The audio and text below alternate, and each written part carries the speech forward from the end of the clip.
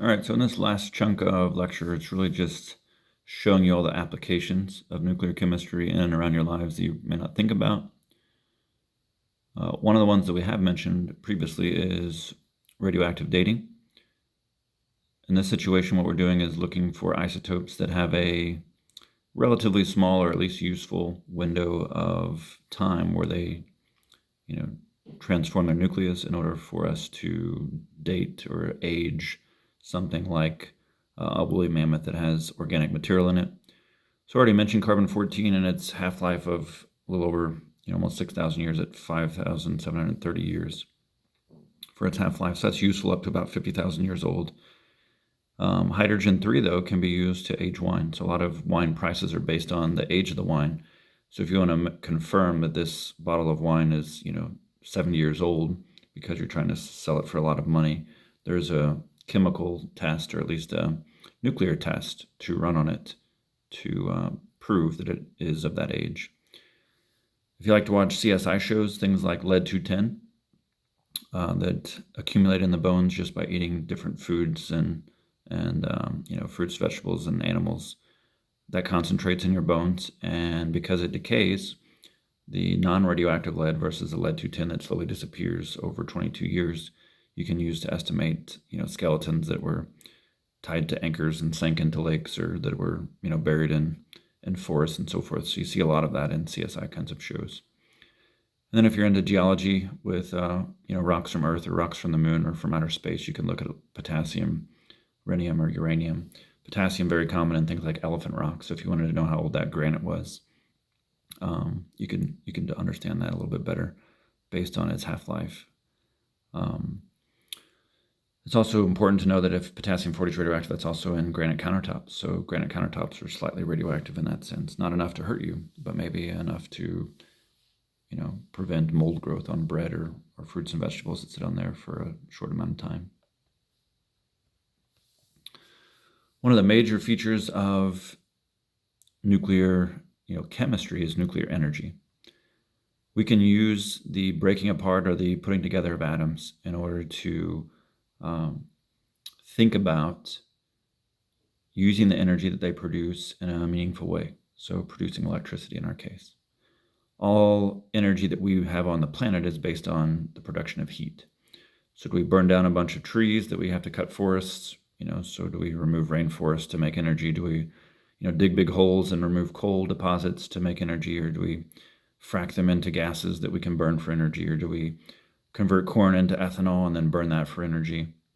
There's lots of ways to generate heat, but many of them are not renewable, at least in a timely manner, to make them useful, and that's the disadvantage of energy. That's not from the sun or from the wind, which, depending on the weather, might not be very sustainable either in certain locations. So when we talk about fission versus fusion, what we're really after here is the ability to combine or take apart. So fission is what we do on the planet now. Fission is really just the breaking up of an atom. So if you take an atom like, let's just say that it's carbon-12. You can imagine that you could break it up into, an element of 6 mass and 6 mass. If carbon is 6, you can imagine that maybe this is 2 3s. So you're just splitting the atom into 2 pieces. You chopped it in half, so to speak. And if you're 3 on the periodic table, you would be lithium. So that's just a generic example of the process of fission where you're splitting an atom. You're taking this carbon atom and you're basically chopping it, into pieces. Not always are they perfect, pieces like we're showing in this example, but that's the concept. Fusion is what the sun does, and that's what happens when you fuse or combine atoms together. So you can imagine if you take a hydrogen atom and you add another hydrogen atom, you can make what looks like now a helium atom. And this is what stars in the solar system do every second of every day, hundreds of millions of times, produce so much heat and energy that we can see it, thousands, hundreds of thousands of miles away. So the fission process that we do on the planet right now is what you see in, say, the Simpsons episodes when you see the big gray kind of tower that produces all the steam. They produce 16.8 billion kilojoules of energy per mole of uranium. Moles we haven't talked about yet, but moles are going to be mass eventually when we cover them in a later chapter. And if you look at uranium on the periodic table, it weighs 238. So that's stable uranium. Uranium-235 is radioactive. It doesn't have enough neutrons in this sense to be stable. So if you took 235 grams of uranium, that would be enough to fit into the palm of your hand. It'd just be a pile of powder that's radioactive, so to speak. It's like 235 paper clips in a sense. So in a handful of radioactive uranium, we can produce as much energy as 132,000 gallons of gasoline. 132,000 gallons of gasoline is probably the size of a small house. So not only would that be difficult, but imagine the reserves, the purification process of crude oil to make that amount of gasoline. So you need to use energy to purify it. So it's kind of like double dipping in the energy scheme of things, because gasoline has to be purified before it can, really be gasoline. It has to go through that distillation process from those oil refineries. So uranium is just radioactive dirt that sits in the ground. Even in the ground of Bismarck, there's radioactive uranium sitting right there. So in a shovel full of that dirt that's radioactive, you can produce as much as 132,000 gallons of gasoline. That's crazy. The disadvantage of nuclear fission is the word nuclear. People understand that nuclear is dangerous from World War II, and they just assume that everything is based on nuclear weapons, and that's definitely not true. What happens in a chain reaction is the fission process, but this fission process needs a neutron. So if you take a neutron, it's kind of like a bullet, and you fire it at an atom, you're going to cut it in half. It's not two equal pieces, but it's close. It's 56 and 36, so definitely barium chunk is a little bit bigger than the krypton chunk, but here's what's unique. For every one neutron that we fire in, we produce 3 out, and that's a problem, because 3 then turn into 9. And 9 can turn into 27, and then a few seconds later, kaboom, right? So chain reactions are dangerous. So how do we make them safe? We just don't use much uranium-235. If the amount of uranium-235 that's in those radioactive rods that are in those power plants is small, say 3 to 5%, that means that 97 to 95% of the time, those neutrons are hitting something not radioactive and doing absolutely nothing. So then we have a slow, sustainable amount of heat, amount of energy that can be used to create steam, to turn a turbine, to create electricity, all from dirt that's just doing this anyway. So whether we use the radioactive uranium in the ground at Bismarck or not, it's going to decay. So why not use it while it decays safely in a power plant to produce electricity, so we don't need to use alternative methods like gasoline or trees that make oxygen for us to breathe, or corn that takes away food from making food products, or from other countries that need corn to grow their own corn, or even to have to build large fields of solar panels, or construct large windmills. So in a way, we're just taking advantage of the radioactive dirt that's already there. And that's the disadvantage of nuclear chemistry, is it just sounds scary. People don't understand it, so they avoid it. The reality of nuclear power is it's really the same as any kind of power. We need a heat source. In order to get a heat source, these reactors were really just things that create heat.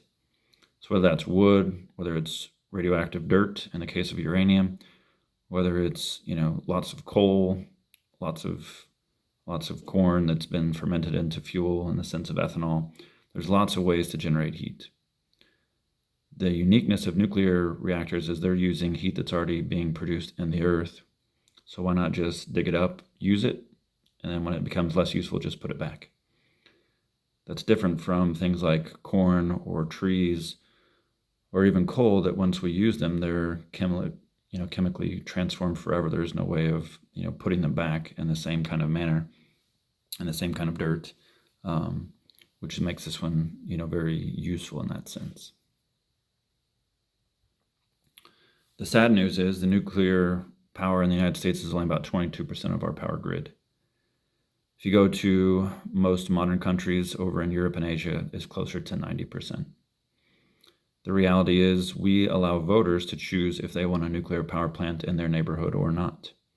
And because they remember from a history class in middle school and high school that nuclear bombs kill cities, kill people, they just assume that if a nuclear power plant were to be damaged or, to melt down, they could destroy, their home if they were building one nearby. Places like China that have a tsunami that crash into their ocean, sure, those are dangerous because you're putting a nuclear power plant on a volcanic fault line where there could be earthquakes and there could be damage. But if you put one out in the middle of a cornfield in Kansas, the reality is even tornadoes can't hurt those very gigantic concrete structures that house nuclear reactors.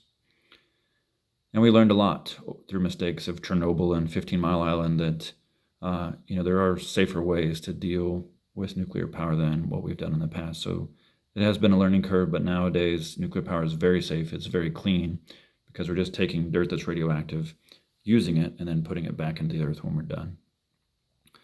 A lot of people worry about nuclear waste. We're not going to throw it in the sewers of New York and see if Ninja Turtles pop out. What we're really doing is just putting it back. Whether it's in a mountain in Nevada or in the ground at Bismarck, it's still, underneath the dirt where it kind of began its life. It can kind of finish its life there as well once it becomes, less usable, less efficient.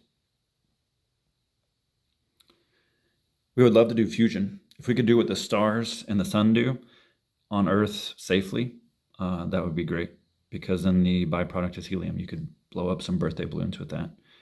The reality is we're not there yet.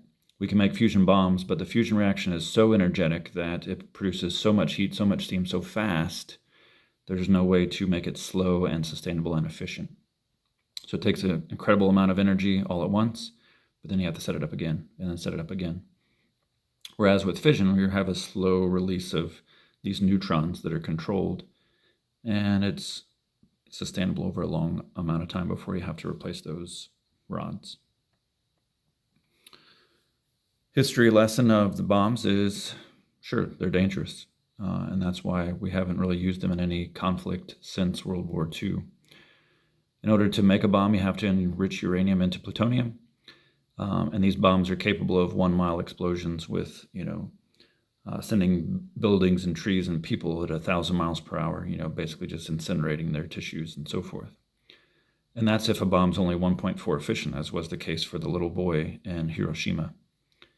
And then the Fat Man in Nagasaki was the other bomb that shows in that replica up in that upper corner picture.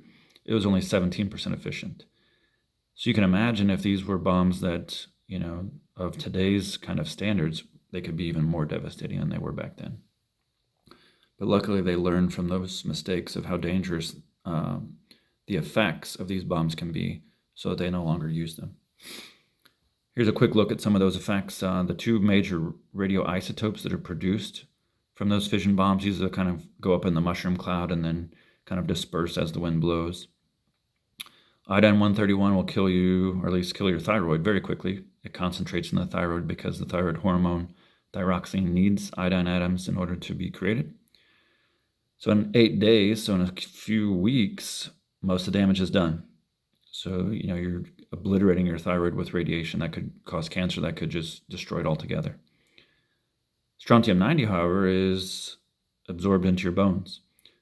So even if you live through the bomb, came back to the area, the strontium-90 and the dirt that settled as this radioactive fallout dust is now being absorbed up into the plants and animals that you're eating, and now you're concentrating strontium-90 into your bones, and its half-life is 30 years.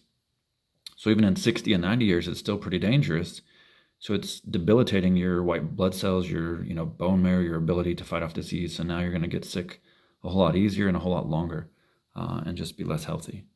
And those are the lasting effects that they didn't even know about, or at least care about in the sense, or understand back in those days. And this is probably one of the major reasons why nuclear weapons aren't used in modern warfare nowadays. So nuclear bombs are big, but thermonuclear bombs are even bigger. So these are the hydrogen bombs that have never been used in wars, but they're 1,000 times more powerful than fission. They actually use fission in order to create the fusion reaction that makes the big city-killing kind of bomb. So whereas fission bombs can, take up a mile or two, these bombs can take up 10 plus miles of just devastation. So luckily, these have only been tested in the oceans, out in the middle of nowhere. But there are plenty of these sitting in, silos around the world, waiting to be used if somebody presses the button, which is kind of a scary thing. Anytime you harness the power of the sun on the planet, it can be very dangerous. The reality of all radiation that we've talked about, whether it's alpha, beta, gamma, or even positrons, is that they can do damage. So nuclear is happening inside of your body right now because every atom in your body has a nucleus. So there's nuclear radiation of all types in your body right now, and there's no way to get around it. But the fact that it can damage things, damage tissues, produce these things that we call free radicals, that's going to happen. And our body has an ability to recognize damaged DNA for the most part and recover from that. Anytime DNA is damaged and it's not fixed or killed, that's when things like tumors, things like cancers can form. So there's lots of foods that you can eat, especially plants and fruits and so forth that you can use that have a lot of antioxidants that can minimize this kind of damage as well. So it's good to have a well-rounded diet so that you're getting lots of those antioxidants that can stop these free radicals and prevent them from damaging your DNA. Here's a picture of ionizing radiation. So we take something that's charged, we zap it into these molecules, and we can break them apart. A radical is just an electron hanging on an atom, and it can radically combine with other atoms of, say, DNA, and that's where the mutation can occur. And a mutation that is not caught is something that causes cancer. They tend to target those fast-growing cells like white blood cells, bone marrow, but this is also why people, lose their hair when they have a lot of radiation for, cancer treatment, because that hair is also a very fast-growing tissue. The reality is most of the radiation you're going to get in your life, you're getting just, watching this video, walking around on the Earth. There's plenty of radon in the air. There's plenty of cosmic rays and UV rays that come from outer space, from the sun. There's plenty of radiation in our tissues in our body, the carbon-14s, the potassium-40s, and so forth. And then if you like to take hikes on Elephant Rocks, you're going to see plenty of dirt that's radioactive, and you just won't even know it. Depending on your health, you may get extra radiation from those kinds of x-rays from the dentist or from broken bones and those kinds of things. One thing you may not think about is in your house. Every house has a smoke detector. And in that smoke detector is a little source. And that little source is americium-241. And if we were to zoom in, what's going to look like as a little tray, the americium-241 sits here that's radioactive, and it produces radiation against the detector. The detector is battery powered, so if it loses power, you can imagine that it beeps. If it changes the fluctuation of power, it's going to beep in a different way. So you can imagine that you're using the radiation that it's producing, which is alpha and gamma rays, hitting that detector millions of times, over the course of minutes or hours.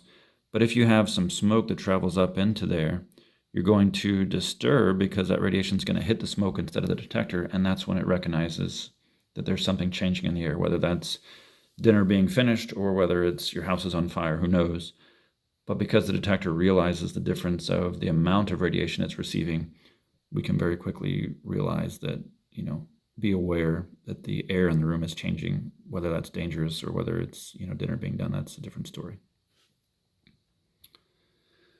Another reality of nuclear chemistry is we tried to use it in the allied health field very early on, but because it had the word nuclear, people did not want to use it. So what we now call an MRI used to be a nuclear magnetic resonance imaging machine, and now we changed it to magnetic resonance imaging because magnetic sounds a whole lot safer than just nuclear magnetic. So just by taking away the word nuclear, people were willing to to use this machine that can see inside your body, see all the different densities of the tissues of your ligaments and your knees and elbows and skulls and so forth from the bones and other tissues that are there.